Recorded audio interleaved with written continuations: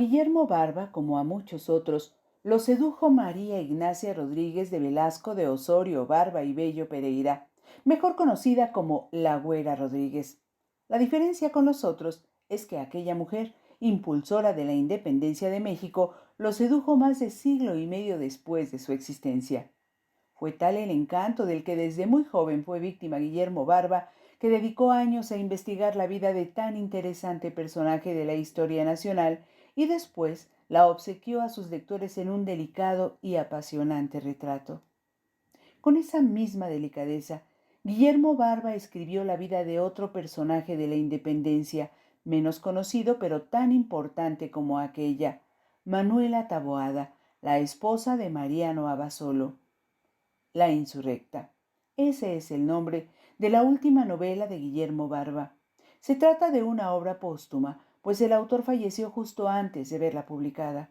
Pero queda su excelente pluma y narrativa, la delicada pasión con la que nos describe ahora a Manuela, quien por cierto ha sido poco estudiada por los historiadores, pero de la que gracias a Lucas Alamán y José María Luis Mora, contemporáneos de esta extraordinaria mujer, el autor pudo nutrirse de información.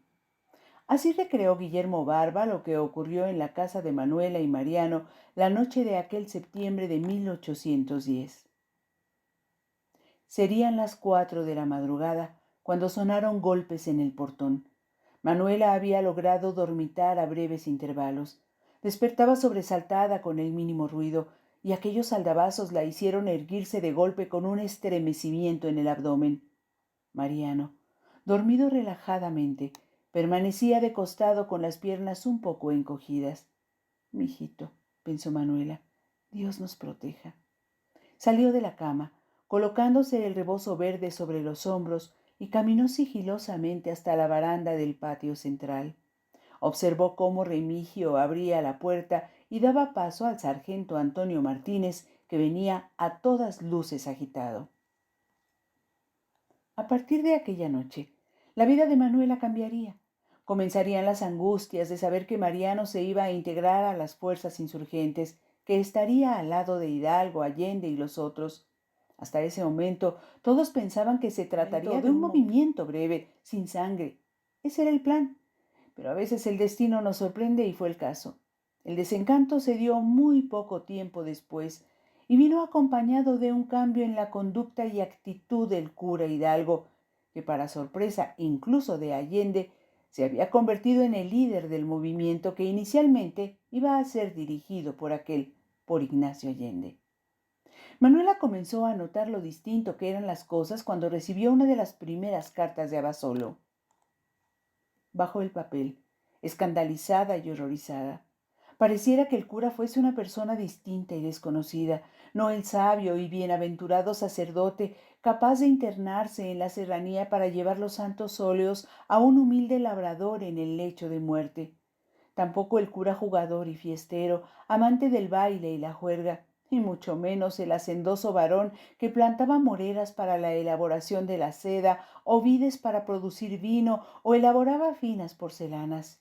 No, quien se hacía llamar general era harto distinto al cura, con una carga de soberbia como jamás le había conocido. Manuela amaba a Mariano Abasolo. Era una mujer fuerte. Lo que describe Barba en este libro es justo eso, cómo tras darse cuenta de cómo estaban cambiando las cosas y consciente de que ello ponía en serio riesgo a su amado esposo, decidió seguirlo allí donde estuviera, aunque en ello se jugara la vida o le fueran los bienes que tenía, cosa que en muy buena parte sucedió. Entre las escenas que el autor describe con crudeza y gran precisión, está aquella en la que da cuenta de cómo eran tratados los gachupines solo por su origen. No importaba si eran buenos o malos cristianos, no importaba si estaban realmente comprometidos con la naciente sociedad o incluso si estaban de acuerdo con el movimiento de independencia. Eran gachupines y eso bastaba para que fueran no solo apresados, sino torturados, tanto física como psicológicamente. Para Manuel y Mariano, esa fue una prueba de fuego. Él trató de proteger a los presos. Ella quiso alimentarlos, pero las normas impuestas por el cura Hidalgo limitaban mucho esos intentos. Así de cruel se volvió.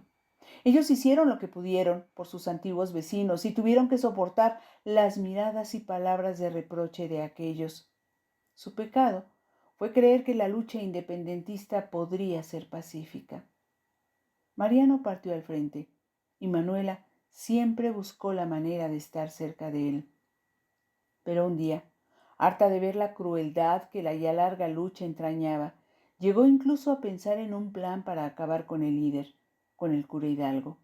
Y esa es la parte central de este extraordinario relato de Guillermo Barba, que luego nos llevará a aquellos difíciles momentos en los que Manuela lucha para que sea liberado su esposo y no ceja en sus intentos, a pesar de que por momentos parece que todas las puertas se cierran.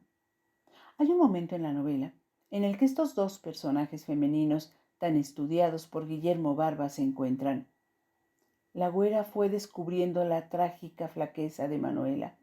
Las costillas sobresalían como marimbas y los prominentes pómulos le infundían un aspecto cadavérico.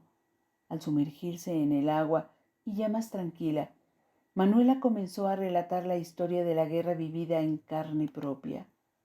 Por largo tiempo le narró todo lo acontecido durante aquellos meses de vorágine, ilusiones y derrotas. Su alma se reconfortaba al poder hablar libremente del inicio de la revolución, de los engaños de Hidalgo para apoderarse del mando supremo, los intentos de deserción de su marido, el doloroso abandono de Rafaelito, los errores militares, el efímero sentimiento de triunfo en Guadalajara, las derrotas, las bienaventuradas acciones del cura y sus infernales pecados, la Fernandita, los degüellos de inocentes y cómo lograron salvar la vida de muchos. Narró las prolongadas jornadas de huida hacia Estados Unidos, la triste aprehensión en Baján, su vía crucis para conseguir testimonios y, finalmente, la muerte de su fiel mozo. No me resta sino recomendarles muy ampliamente, recomendarte, amigo lector, que te acerques a esta deliciosa novela y con ella a la exquisita narrativa de Guillermo Barba, que es autor también de otras obras como Juan sin sueño y desde luego La conspiradora, un excelente retrato de ese seductor personaje que es la Güera Rodríguez. Espero que disfrutes la lectura y esta cápsula que con enorme cariño hice para ti. Te saluda Blanca Lolbe.